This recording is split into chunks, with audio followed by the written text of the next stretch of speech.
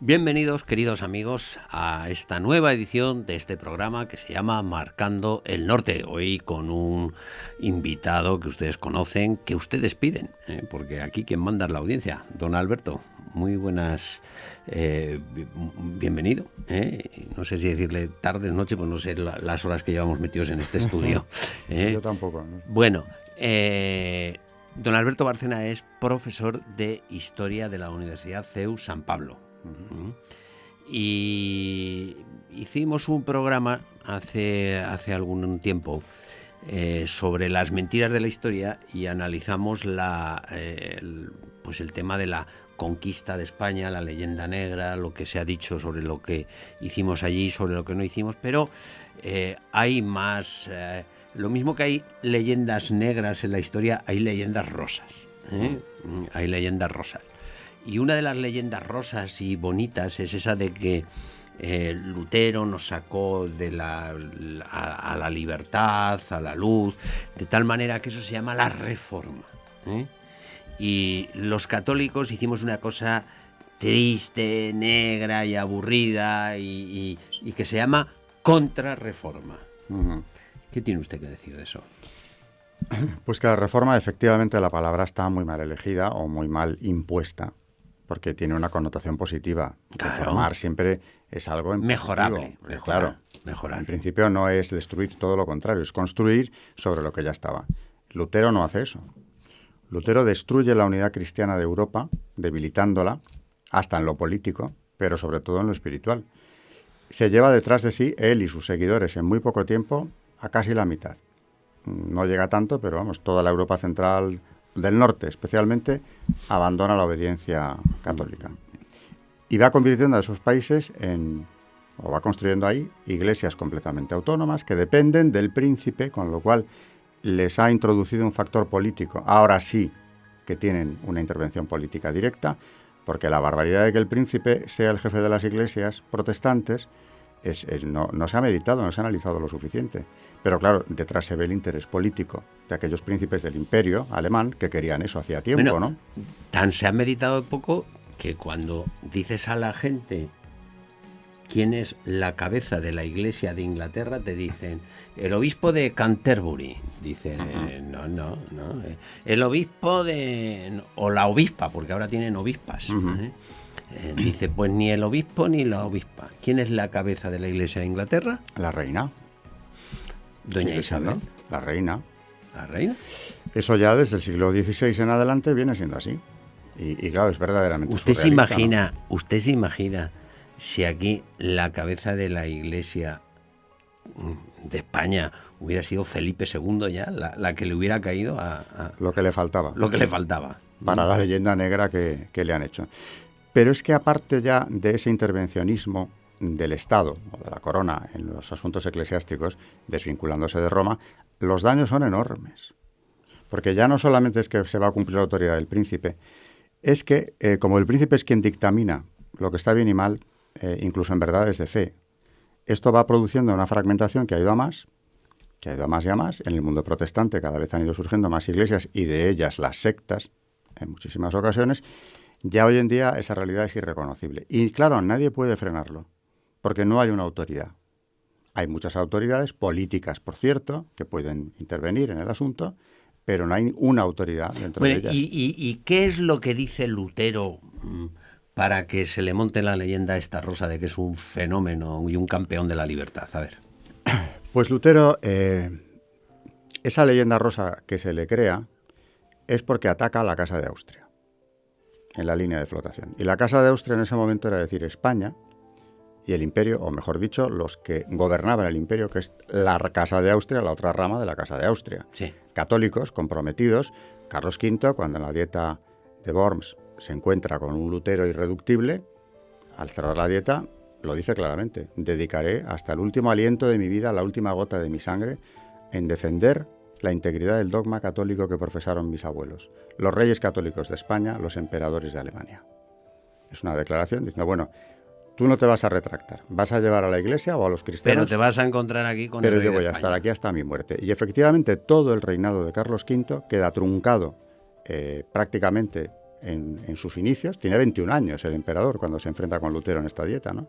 Hasta su muerte. Acaba abdicando en 1555, agotado de luchar, pero de luchar con las armas en la mano, incluso contra los príncipes rebeldes que quieren ser protestantes, no ya por una cuestión de fe, sino por separarse del imperio. Claro, porque se convierten en soberanos en Sajonia, en Hesse o donde le corresponda. Cabezas de ratón, que eso está muy bien, ¿no? A lo que venían aspirando hacía tiempo. Entonces, todo lo que sea atacar a la Casa de Austria o a España, que providencialmente llega a entroncar con ella en ese momento, es enormemente interesante. También es una forma de atacar a la Iglesia, que a por ella querían ir, no solo por su influencia, sino por sus bienes materiales también, claro, que se los quedan los príncipes. Hombre, claro, es que ese era parte del asunto. Claro, o sea que es una operación de un egoísmo feroz. De hecho, una vez, yo me acuerdo, a un historiador le hicieron una pregunta, dice, pues claro, pasando al caso inglés, dice, ¿cómo es posible? Le hicieron una pregunta en una conferencia, dice, ¿cómo es posible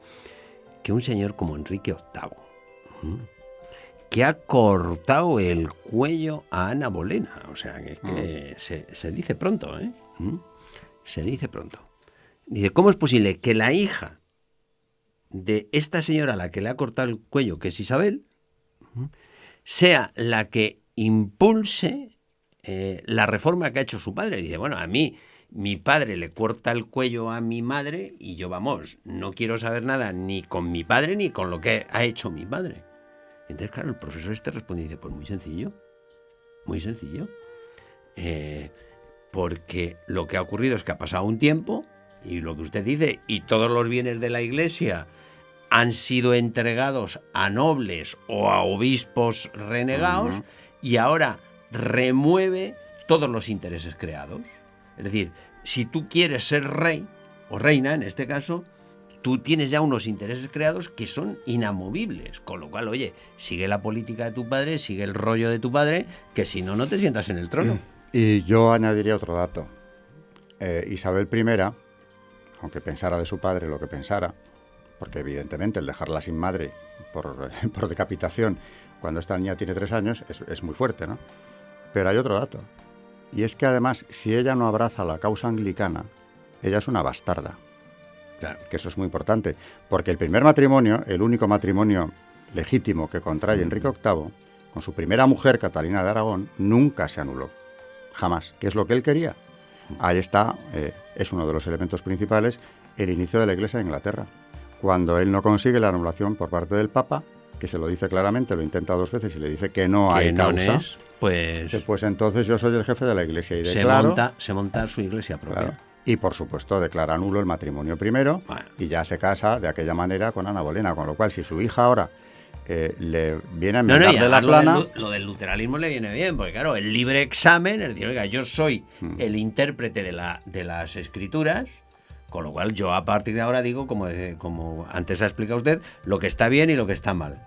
Y ahora digo yo que está bien anular lo que el Papa no me quiere anular. Y ahora digo yo que está bien cortar la cabeza a esta señora, pues porque... Porque lo digo yo. Porque lo digo yo, Y así hasta 7, ¿no? Que se llevó por delante, ¿no? O sea... Se casó 7 veces. Solo. Nada más, no le dio tiempo de más, pero vamos, 7, hasta el final se estuvo casando. Cortó la cabeza a 2, siempre con los mismos argumentos, además les montó... Oiga, pues si los ingleses son muy tolerantes. Sí, sí. No, la historia inglesa es la historia de la tolerancia. En el reinado de Enrique VIII se ve una influencia del mal verdaderamente terrible, ¿no? Porque obligó al clero a someterse al acta de supremacía, que decía que el jefe de la Iglesia era él, toda la autoridad, la religiosa, la política, estaba en manos de él, y se quedó tan tranquilo. Y ahí, claro, vinieron apostasías, pero muchos mártires también, a destacar a Santo Tomás Moro, especialmente, a John Fisher. Bueno, y uno que es poco conocido en España, pero que los católicos ingleses le tienen una gran devoción, que es un jesuita, se llama Edmund Campion. Ah, hombre, claro. Edmund Campion, que era el niño... Edmund Campion era el niño bonito de la corte, hasta el punto que se llega a ordenar de diácono en la iglesia anglicana. Pero estudiando historia, él se da cuenta de que eso no tiene... La historia es cuando se estudia de verdad. Y claro, él en cuanto se convierte y encima se hace jesuita, tiene que salir de la isla. Bueno, claro. Y vuelve a la isla porque, claro, en ese momento no se sabe lo que va a durar el anglicanismo. Entonces tienen que ir sacerdotes a decirle misas a los católicos. Misas clandestinas. Y se crea una organización para seguir ayudando a los católicos. Y Edmund Campion se convierte en una leyenda porque aparece en un sitio, desaparece y al final le cogen y acaba en la torre. La biografía que ha escrito Evelyn Waugh, que es un converso, es impresionante porque, claro, la permanencia de Edmund Campion en la Torre de Londres, comparado con lo de Santo Tomás Moro, es un paseo por la playa lo de Santo Tomás Moro. O sea, le arrancan las uñas y sobre todo se le presenta a la reina y le dice: pero Edmund, no digas tonterías, anda, venga, reniega de esto y vente conmigo. Yo te nombro arzobispo, que es lo... Yo te doy el interés de una cátedra, y se acabó la película. Claro. Los intereses materiales. Como le tientan también a Tomás Moro, en la propia torre. Hay una carta maravillosa a su hija Margaret, su favorita, en la que le dice que no se preocupe por él. Más que la vida no pueden quitarme. Es decir, no hay por qué preocuparse, ni agobiarse en absoluto. O sea, él está con la vista puesta en otra cosa.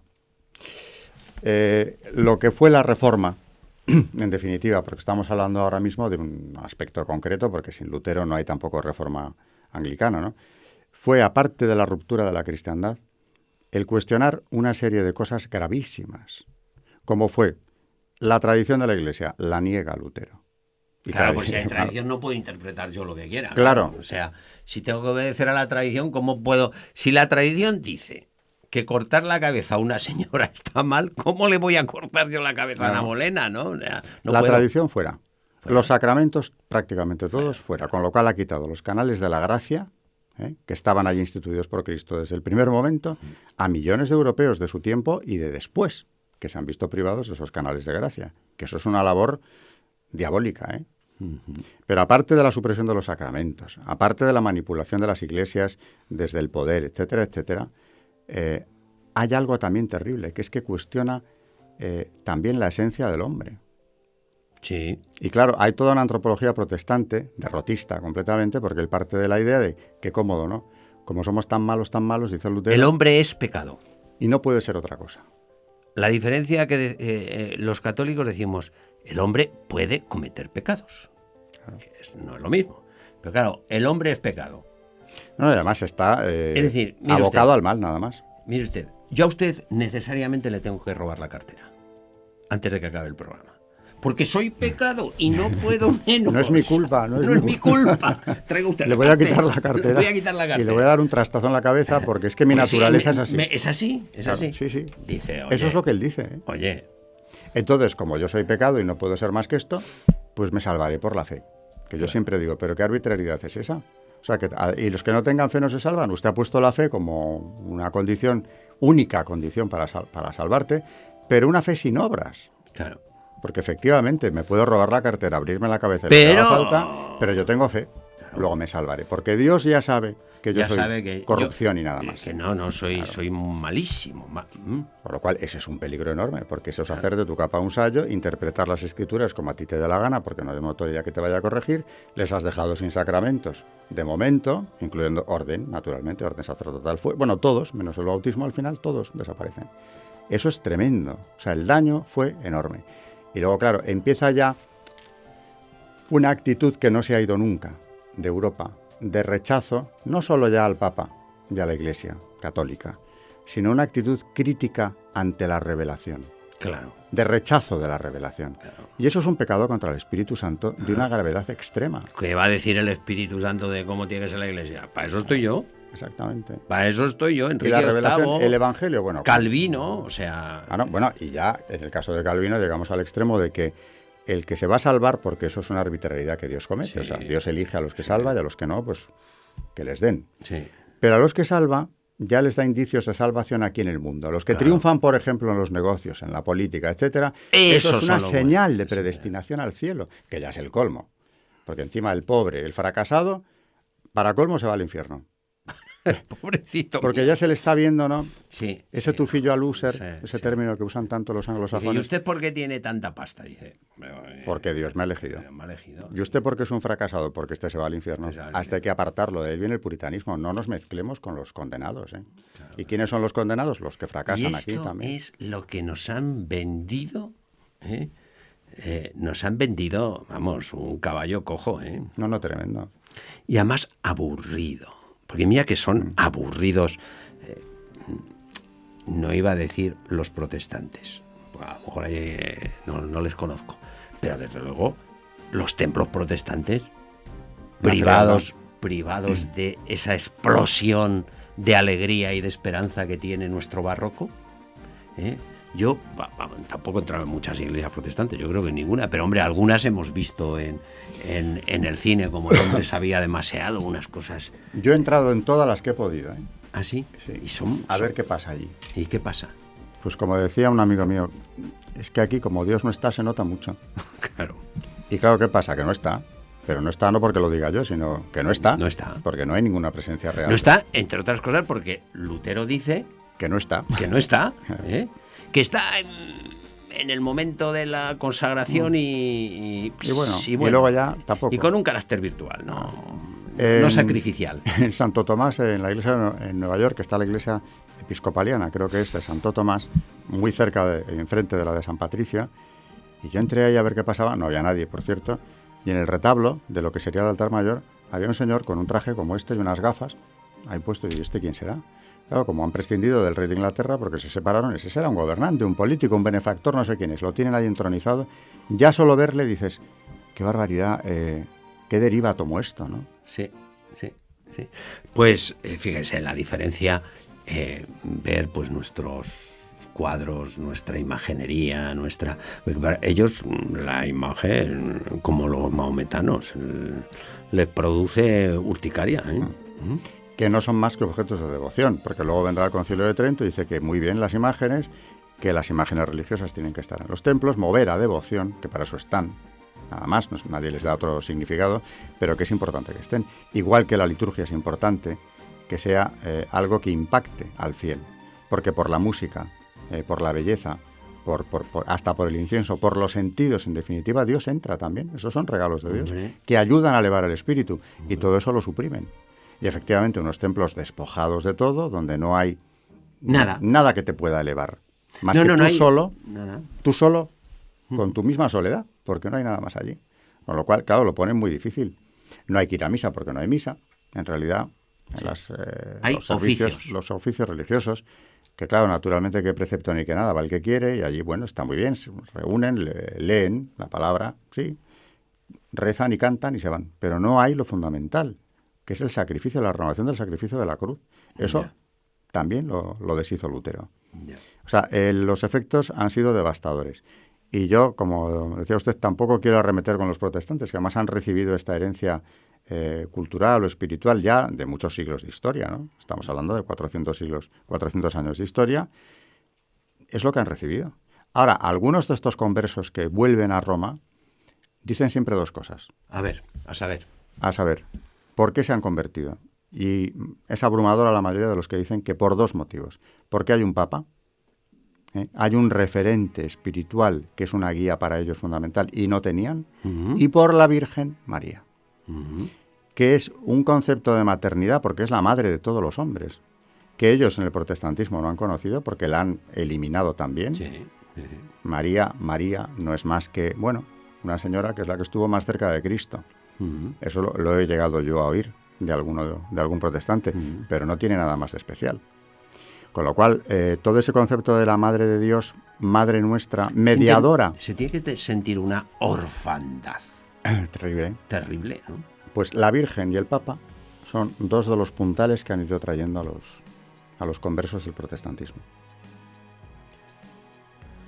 Bueno, o sea que sin madre, sin arte, sin gracia, sin unidad, sin unidad, sin libertad, porque el que tiene libertad es el príncipe, o sea, el libre examen es patrimonio del príncipe, porque claro, cuando oyen lo de los campesinos alemanes, lo del libre examen, dice, si no hay nadie que a mí me pueda imponer nada en materia religiosa, menos va a haber quien me imponga nada en materia política. Y esa es la revolución campesina en Alemania de que Lutero aconseja someterla con extrema dureza. ¿Cómo? Textualmente, claro, cuando los príncipes se ven con eso, dice, un momento, que el libre examen es patrimonio de los príncipes, dice, ¿y entonces qué hacemos con estos campesinos que se han rebelado? Dice, textualmente, exterminarlos como a perros. Como a perros. Exterminarlos como a perros. Bueno, pues esto es lo que se nos ha vendido, entre otras cosas, por la elevación a categoría intelectual de algún periodista protestante en este país, ¿no? Y los católicos le han reconocido como el gran modernizador cuando juzgaba de algunos personajes de la Iglesia por la grafología. Ya ve usted la categoría intelectual del pájaro, ¿no? Bueno, y Calvino sometió a la ciudad de Ginebra a una dictadura verdaderamente del terror. Ya, como por ejemplo, ¿qué hacía Pues un caso extremo fue la flagelación de una madre a la que fue descubierta rezando en la tumba de su hijo. A ver, cuénteme, o sea... Fue denunciada y de hecho se la descubrió y hubo testigos, hubo un proceso contra esta mujer porque estaba rezando en la tumba de su hijo. Y claro, como ello, Calvino también había negado la mediación de los santos. Claro, pues si estás predestinado no hay que rezar. Claro, o estás en el infierno o estás en el cielo. ¿Usted para qué va a rezar a la tumba de su hijo? A ver, venga usted. ¿Va usted contra la fe? Va usted contra todo, contra la humanidad, contra el progreso. Y fue flagelada, la madre. Encima de haberse quedado sin hijo hacía unos días. Bueno, ese es Calvino. Es el mismo que dijo lo de la predestinación, etcétera, etcétera. Y luego, claro, cuando la Iglesia se reúne en Trento y convoca un concilio para ello, ¿no? Para responder a Lutero con todos estos desafíos que ha planteado, se le llama la contrarreforma, que es un concepto peyorativo. Van contra la reforma, quieren van contra la luz, contra el progreso, claro, ayudar a mejorar, sí. Y sale, eso sí, un concilio luminoso, como es el de Trento, que lo que viene es a fijar la doctrina católica y que ha sido fundamental en la historia, ¿no? Y la del arte también, porque Trento habla de arte, mucho. Sí. Y de hecho es cierto... No, el producto de ese es una generación de santos, de artistas, de leyes positivas contra lo que se ha echado, pues toneladas de basura para ocultarlo. Claro. Los místicos, por ejemplo. Los místicos. El siglo de oro español, que es un exponente de esto, ¿no? Por eso el barroco hace tiempo, desde la Ilustración, está muy mal visto. Está mal visto, sí. Es un arte como ficticio, recargado, que no está bien visto, ¿no? Yo me preguntaba hace años por qué será esto, si el barroco tiene verdaderamente logros asombrosos, ¿no? Artísticamente y como técnica de construcción. Pues porque, claro, era el arte de la llamada contrarreforma. Claro. Era el arte católico, el que no llegó al mundo protestante, más que con excepciones muy limitadas. Por eso el barroco es un arte a denigrar. Sí. No, y a extinguir con todo lo que encierra, bueno, pues eso. Bueno, es como todo, cuando la fe se queda en la sacristía, la vida se amuerma. Y cuando la fe sale a la calle, lo que hace es dignificar las actividades del hombre. Que es un poco lo que pasa ahora, ¿eh? O sea, ahora han convencido de que hay una vida pública que va por un lado y una vida privada que va por otro lado, y que la fe con todo lo demás no tiene nada que ver. Es que la consigna política de cualquier partido mayoritario, de los dos, es que lo religioso tiene que quedar restringido nada más que a la esfera privada. A la más privada. Porque soy yo quien decide que eso no tiene nada que ver. Claro, que desaparezca de la calle, que desaparezca de la vida pública. Bueno, son unos genios, pero bueno, pues no sabe cómo me ha ilustrado, me ha iluminado y me ha desmontado la leyenda rosa y falsa. Y al desmontarlo, pues una vez más se demuestra que la realidad es mucho más interesante que esa ficción de que la reforma era, pues... La modernización. La modernización de Europa. Por lo tanto, muchísimas gracias. Queda usted autorizado para volver otro día, si usted tiene a bien.